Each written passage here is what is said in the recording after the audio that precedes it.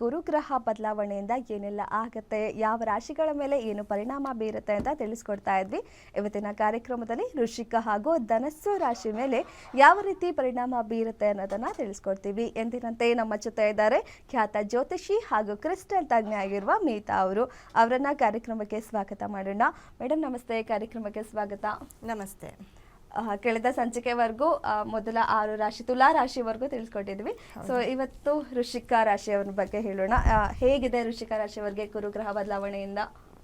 ವೃಶ್ಚಿಕ ರಾಶಿಯವರಿಗೆ ಅಂತಂದರೆ ಪಾಪ ಇವಾಗ ವೃಶ್ಚಿಕ ರಾಶಿಯವರಿಗೆ ಅಂದರೆ ಅಷ್ಟಮದಲ್ಲಿ ಗುರು ಇರ್ತಾರೆ. ಅಂದರೆ 8ನೇ ಮನೆಯಲ್ಲಿ ಗುರು ಅಂದರೆ ಮಿಥುನ ರಾಶಿಯಲ್ಲಿ ಗುರು ಇರೋದ್ರಿಂದ ಬಹಳಷ್ಟು ನೋವನ್ನು ನೋಡ್ತಾ ಇದ್ದಾರೆ ವೃಶ್ಚಿಕ ರಾಶಿಯವರು.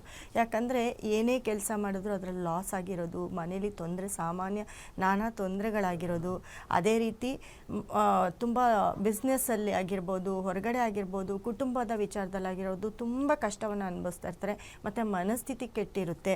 ಮತ್ತು ಮನೇಲೂ ಕೂಡ ಗಂಡ ಹೆಂಡತಿರ ಮಧ್ಯೆ ಏನೋ ಸಮಸ್ಯೆ ಇರ್ಬೋದು, ಅಥವಾ ಮನೇಲಿ ಮನಸ್ತಾಪ ಆಗಿರ್ಬೋದು. ಇದೆಲ್ಲ ಕೂಡ ನಡೀತಾ ಇದೆ ಆಲ್ರೆಡಿ ವೃಶ್ಚಿಕ ರಾಶಿಯವ್ರಿಗೆ. ಈ ಗುರು ಬದಲಾವಣೆಯಿಂದ ಸಾಕಷ್ಟು ಟೈಮ್ ಕೆಟ್ಟು ಸಾಕಷ್ಟು ಕಷ್ಟ ನೋವುಗಳನ್ನು ಅನುಭವಿಸಿದ್ದಾರೆ ವೃಶ್ಚಿಕ ರಾಶಿಯವರು.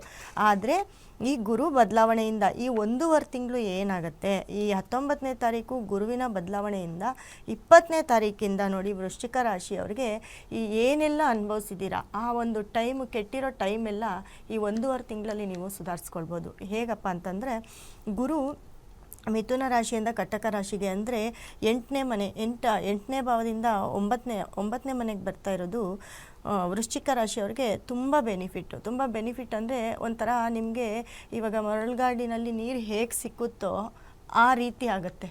ತುಂಬ ಕಷ್ಟದಲ್ಲಿ ತುಂಬ ನೋವನ್ನು ಅನುಭವಿಸ್ತಿರ್ಬೇಕಾದ್ರೆ ಎಲ್ಲ ಒಂದು ಕಡೆ ನಿಮಗೆ ಗುರು ಬಂದಾಗ ಕೆಲಸಗಳೆಲ್ಲ ಆಲ್ರೆಡಿ ಆ ಒಂದು ಎಫೆಕ್ಟು ಇವಾಗೆ ಸ್ಟಾರ್ಟ್ ಆಗಿರುತ್ತೆ ವೃಶ್ಚಿಕ ರಾಶಿಯವ್ರಿಗೆ. ಕೆಲಸಗಳೆಲ್ಲ ಸ್ಟಾರ್ಟ್ ಆಗೋದು, ನಿಮ್ದು ಏನು ನಿಂತೋಗಿರುತ್ತೆ, ಮನೇಲಿ ಏನೆಲ್ಲ ಮಿಸ್ಅಂಡರ್ಸ್ಟ್ಯಾಂಡಿಂಗ್ ಆಗಿರುತ್ತೆ ಅದೆಲ್ಲ ಸ್ವಲ್ಪ ದೂರ ಹೋಗೋದು, ಮನೇಲಿ ಹೊಂದಾಣಿಕೆ ಬರೋದು. ಮುಖ್ಯವಾಗಿ ನೋಡಿ ಗುರು ದೃಷ್ಟಿ, ಯಾಕಂದರೆ ಕಟಕ ರಾಶಿಗೆ ಗುರು ಬಂದಾಗ 5ನೇ ಮನೆ ದೃಷ್ಟಿ ಬಂದು ವೃಶ್ಚಿಕ ರಾಶಿಯವ್ರ ಮೇಲೆ ಬೀಳುತ್ತೆ. ಆ ವೃಶ್ಚಿಕ ರಾಶಿಗೆ ಗುರು ದೃಷ್ಟಿ ಬೀಳೋದ್ರಿಂದ ಖಂಡಿತವಾಗ್ಲೂ ವೃಶ್ಚಿಕ ರಾಶಿಯವ್ರ ಮನೇಲಿ ಎಲ್ಲ ಶುಭ ಕಾರ್ಯಗಳಿಗಿಂತ ಮುಖ್ಯವಾಗಿ ನೀವೇನೆಲ್ಲ ಕಳ್ಕೊಂಡಿರ್ತೀರ, ನೀವೇನು ನೋವನ್ನು ಅನುಭವಿಸ್ತಾ ಇರ್ತೀರ ಅದೆಲ್ಲ ನಿಮಗೆ ರಿಟರ್ನ್ ಬರುತ್ತೆ. ರಿಟರ್ನ್ ಅಂತಂದರೆ ಒಂದೊಂದೇ ನಿಮಗೆ ಸರಿ ಹೋಗುತ್ತೆ ವೃಶ್ಚಿಕ ರಾಶಿಯವ್ರಿಗೆ.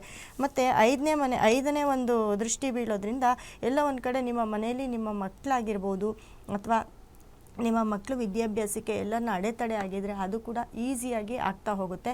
ಜೊತೆಗೆ ಮಕ್ಕಳಿಗೆ ಕೆಲಸ ಅಂತ ಬಂದಾಗ, ಕೆಲಸದ ವಿಚಾರ ಅಂತ ಬಂದಾಗೂ ಆ ಕೆಲಸದ ವಿಚಾರ ಅಂತ ಅವ್ರಿಗೂ ಪಾಪ ಒಳ್ಳೆ ಕೆಲಸ ಇರಲ್ಲ, ಸ್ಟಕ್ ಆಗಿರುತ್ತೆ. ಈ ರೀತಿ ಆಗ್ತಾ ಇದ್ದಾಗೂ ಕೂಡ ಆ ಕೆಲಸದ ವಿಚಾರದಲ್ಲೂ ನಿಮ್ಮ ಮಕ್ಕಳಿಗೆ ತುಂಬ ಬೆನಿಫಿಟ್ ಆಗುತ್ತೆ. ಮಕ್ಕಳಿಂದ ಯೋಗ ನೋಡ್ತೀರಾ. ಮಕ್ಕಳ ಒಂದು ಮಕ್ಕಳಾಗದೇ ಇರೋರಿಗೆ, ಮೇಯ್ನು ಮನೇಲಿ ಮಕ್ಕಳಾಗದೇ ಇರೋರಿಗೆ ವೃಶ್ಚಿಕ ರಾಶಿಯವ್ರಿಗೆ ಮಕ್ಕಳಾಗತ್ತೆ, ಮದುವೆ ಆಗುತ್ತೆ, ಮಕ್ಕಳಾಗತ್ತೆ.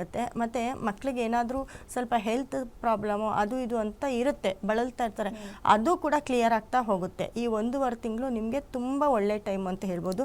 ನೋಡಿ, ಮತ್ತೆ ನಿಮಗೆ ಗುರು ಬಂದು 2ನೇವನು ಅಂದರೆ ಧನಸ್ಸು ರಾಶಿ ಅಧಿಪತಿ ಮತ್ತು ಮೀನ ರಾಶಿ ಅಧಿಪತಿ. ವೃಶ್ಚಿಕ ರಾಶಿಯವರಿಗೆ 2ನೇವನಾಗಿ ಮತ್ತು 4ನೇವನಾಗಿ ಅವನು 9ನೇ ಮನೆಗೆ ಬಂದಿರೋದ್ರಿಂದ ತುಂಬ ನಿಮ್ಮ ಹಿರಿಯರಿಂದ ಯಾವುದಾದ್ರೂ ಆಸ್ತಿ ಪಾಸ್ತಿ ಬರೋದಿದ್ರೆ ಅದು ಬರುತ್ತೆ.